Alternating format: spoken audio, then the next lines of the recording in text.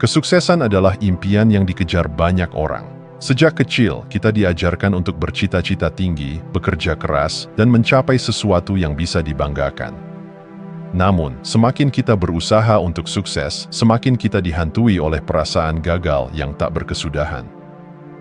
Inilah paradoksnya. Ketika kesuksesan menjadi obsesi, kegagalan justru terasa semakin dekat. Kita hidup dalam dunia yang menyanjung kemenangan dan mencela kekalahan. Masyarakat membangun standar yang ketat. Sukses berarti kaya, terkenal, dan berprestasi. Gagal berarti tersingkir, tak berharga, dan patut dikasihani.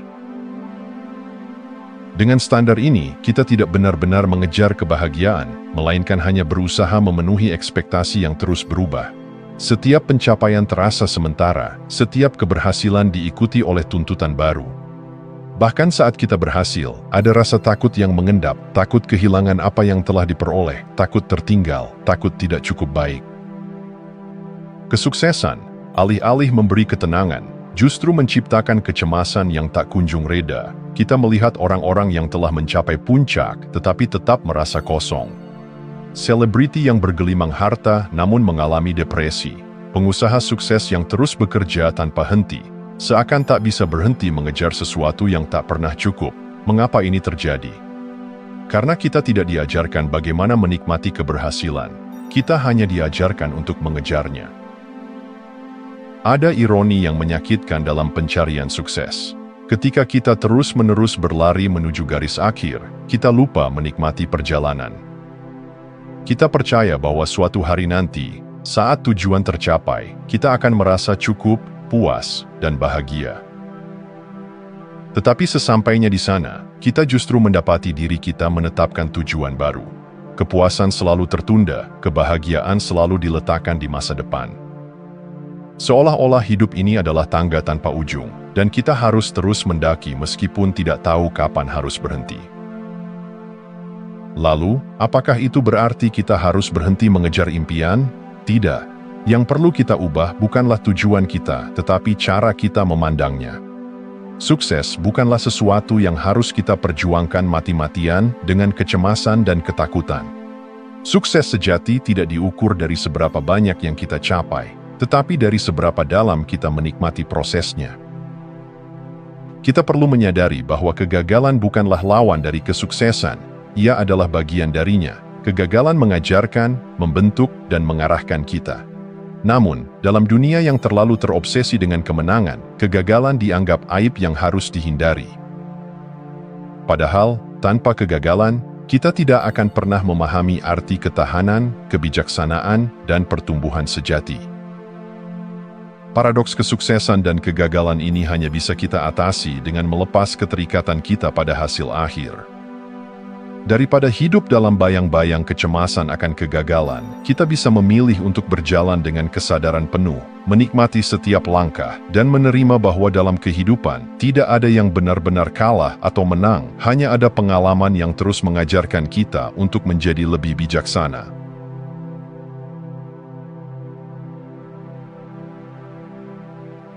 Kita hidup dalam dunia yang mengagungkan kemenangan. Sejak kecil, kita diajarkan bahwa sukses berarti menang, diakui, dan dihormati. Sebaliknya, kegagalan diasosiasikan dengan kelemahan, keterpurukan, dan rasa malu. Tidak ada yang ingin menjadi pecundang, karena label itu seakan menandakan bahwa hidup kita tidak memiliki makna atau pencapaian. Tapi benarkah demikian? Atau justru ketakutan kita terhadap kegagalan hanyalah ilusi yang diciptakan oleh standar yang tidak pernah kita pilih sendiri?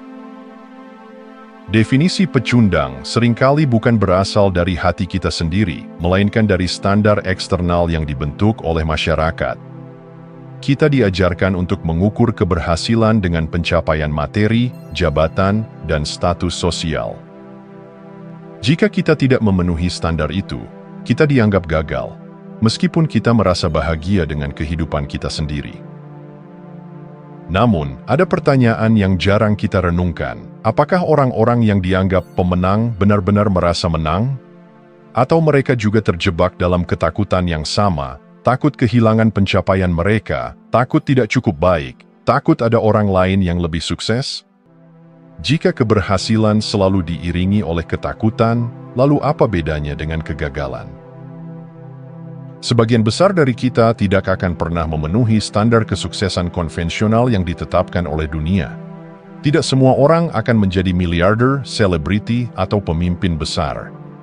Namun, apakah itu berarti hidup kita tidak bermakna? Tentu tidak. Ketakutan kita terhadap kegagalan seringkali berlebihan. Kita takut dicap sebagai pecundang, padahal kenyataannya, dunia tidak terlalu peduli dengan kegagalan kita. Orang-orang mungkin menghakimi sebentar, lalu melanjutkan hidup mereka. Kita terlalu sibuk mengkhawatirkan apa yang orang lain pikirkan, padahal mereka pun sibuk memikirkan diri mereka sendiri. Lagi pula, kehidupan bukanlah perlombaan yang harus dimenangkan. Tidak ada garis finish yang menunggu di ujung perjalanan. Tidak ada trofi yang menjamin kebahagiaan abadi.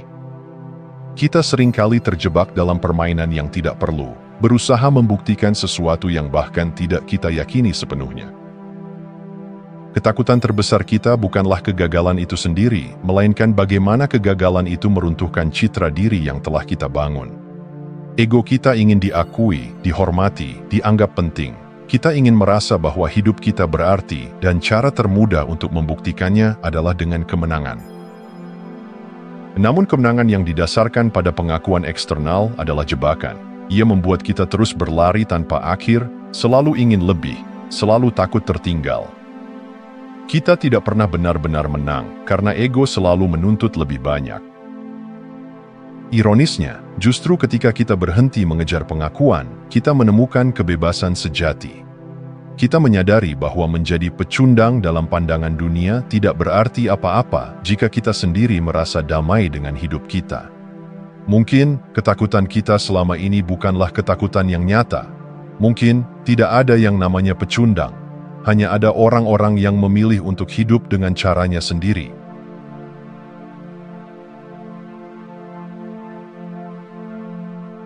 Sejak kecil, kita diajarkan bahwa hidup adalah kompetisi. Kita harus menjadi yang terbaik, mengalahkan yang lain, dan mencapai sesuatu yang besar.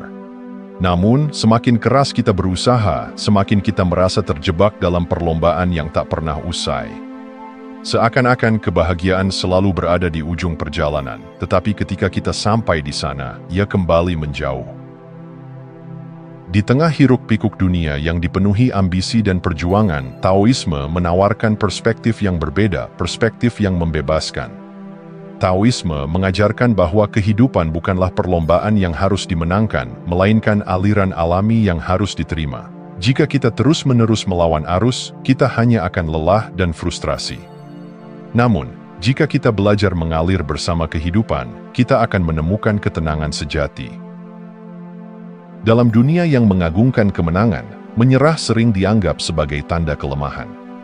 Kita diajarkan bahwa kita harus terus berjuang, bahwa kita harus mengendalikan segala sesuatu agar hidup berjalan sesuai keinginan kita. Namun, Taoisme mengajarkan sebaliknya, kebijaksanaan sejati terletak dalam kemampuan untuk melepaskan. Menyerah bukan berarti gagal, menyerah berarti memahami batas diri, melepaskan kontrol yang berlebihan, dan menerima bahwa tidak semua hal harus dipaksakan. Seperti air yang mengalir di sungai, ia tidak mencoba melawan batu yang menghadang, tetapi mengitarinya dengan lembut, menemukan jalannya sendiri tanpa perlawanan. Banyak penderitaan kita berasal dari keinginan untuk mengontrol segala hal. Kita ingin masa depan berjalan sesuai rencana, kita ingin diakui, kita ingin dunia memperlakukan kita dengan adil. Namun, semakin kita berusaha menggenggam kehidupan, semakin ia terasa lepas dari tangan kita. Salah satu ajaran paling dalam dari Taoisme adalah konsep Wu Wei, bertindak tanpa paksaan. Ini bukan tentang kemalasan atau pasrah tanpa usaha, tetapi tentang hidup dengan harmoni, tanpa memaksakan diri menjadi sesuatu yang bukan diri kita. Banyak orang menghabiskan hidupnya dengan mencoba menjadi seseorang, menjadi kaya, terkenal, dihormati. Namun, dalam upaya itu, mereka kehilangan sesuatu yang lebih berharga, diri mereka sendiri. Ketika kita berhenti berusaha untuk membuktikan sesuatu, kita menemukan kebebasan yang sejati. Kita tidak lagi terjebak dalam kebutuhan untuk diakui atau dibandingkan dengan orang lain. kita hanya mengalami hidup sebagaimana adanya tanpa tekanan untuk menjadi lebih atau kurang dari apa yang kita alami saat ini.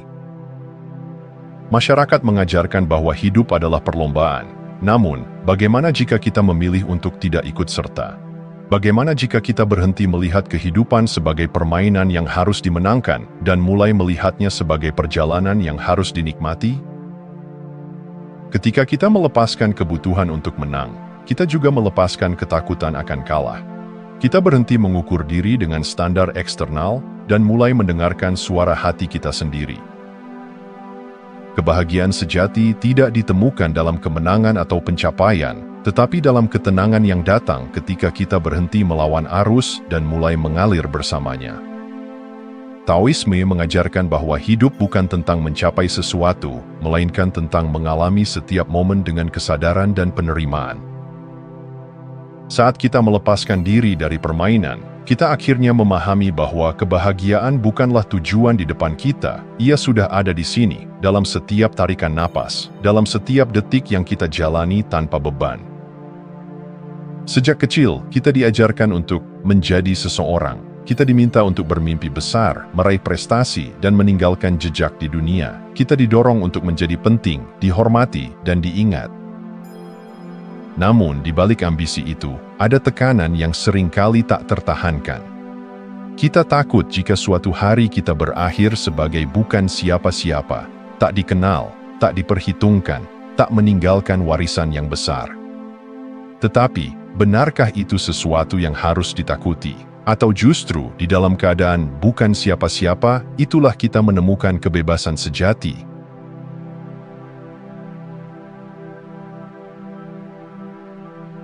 Masyarakat menciptakan standar yang menentukan nilai seseorang.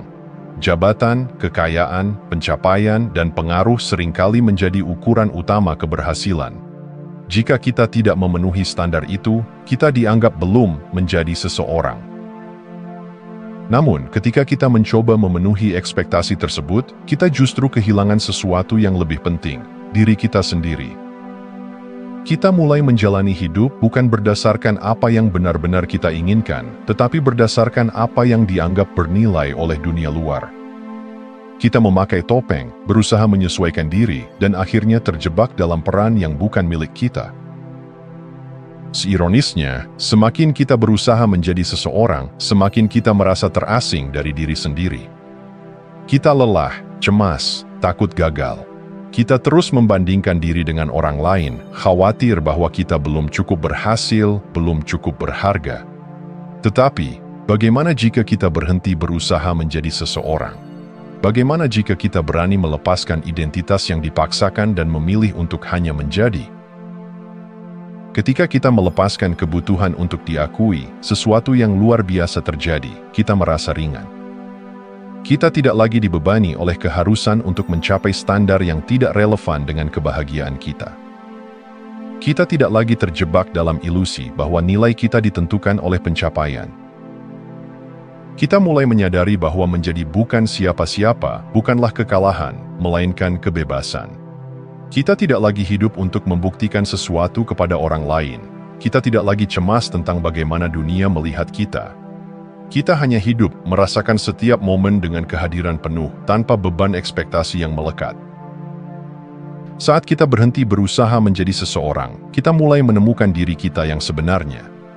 Kita mulai melakukan hal-hal bukan karena kita ingin dikagumi, tetapi karena kita benar-benar menyukainya. Kita tidak lagi bekerja keras demi validasi eksternal, tetapi demi kepuasan batin yang sejati. Kebahagiaan sejati tidak datang dari status sosial atau pengakuan orang lain. Kebahagiaan sejati datang dari kehadiran penuh dalam hidup kita sendiri, menikmati momen-momen sederhana, mencintai dengan tulus, dan merasa damai tanpa perlu membuktikan apapun. Lihatlah alam. Pohon tidak berusaha menjadi terkenal, sungai tidak berusaha menjadi penting, angin tidak peduli apakah ia diakui atau tidak, mereka hanya ada, dan dalam keberadaannya yang alami, mereka sempurna. Begitu pula dengan kita. Kita tidak harus menjadi seseorang yang besar untuk memiliki hidup yang bermakna. Kita tidak harus dikenang untuk merasa bahwa kita telah hidup dengan baik. Kita hanya perlu hidup, tanpa beban, tanpa tekanan, tanpa ketakutan, akan menjadi bukan siapa-siapa. Sebab, dalam kebebasan itulah kita menemukan ketenangan sejati.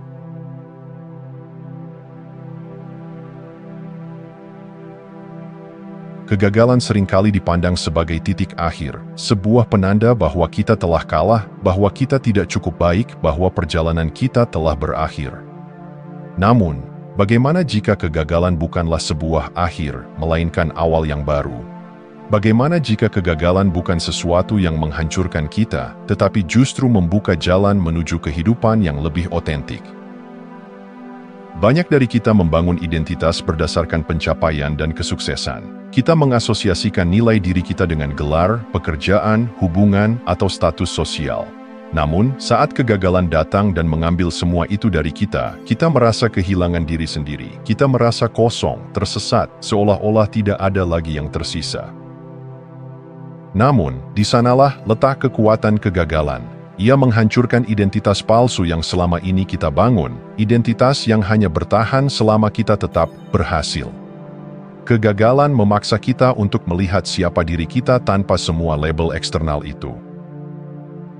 Ketika kita tak lagi bisa mengandalkan status atau pencapaian untuk merasa berharga, kita mulai mencari sesuatu yang lebih dalam, sesuatu yang tidak bisa diambil oleh kegagalan. Kita mulai menemukan makna yang sejati, bukan yang dipaksakan oleh dunia luar. Kegagalan adalah momen di mana kita dipaksa untuk berhenti dan bertanya, apa yang benar-benar penting bagi saya? Saat kita kehilangan sesuatu yang kita anggap esensial, kita akhirnya menyadari bahwa kita tidak benar-benar membutuhkannya untuk bertahan hidup. Kita menyadari bahwa kebahagiaan tidak terletak pada pencapaian semata, melainkan pada bagaimana kita memaknai perjalanan hidup itu sendiri. Banyak orang yang baru menemukan jati diri mereka setelah mengalami kegagalan besar. Orang yang kehilangan pekerjaannya dan akhirnya menemukan panggilan hidup yang sebenarnya. Orang yang dikhianati dan akhirnya belajar mencintai diri sendiri. Orang yang kehilangan segalanya dan akhirnya menyadari bahwa kebahagiaan sejati tidak pernah bergantung pada hal-hal yang bisa hilang. Kegagalan memberi kita kebebasan untuk membangun ulang hidup kita dari nol. Bukan berdasarkan harapan orang lain, tetapi berdasarkan apa yang benar-benar selaras dengan hati kita.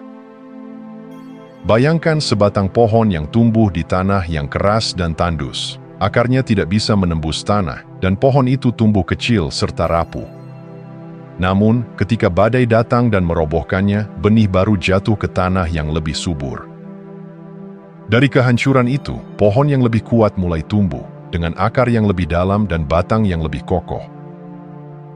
Begitu pula dengan manusia, kadang kita harus dirobohkan oleh kegagalan agar bisa tumbuh di tempat yang lebih tepat. Kadang kita harus kehilangan sesuatu agar bisa menemukan sesuatu yang lebih baik.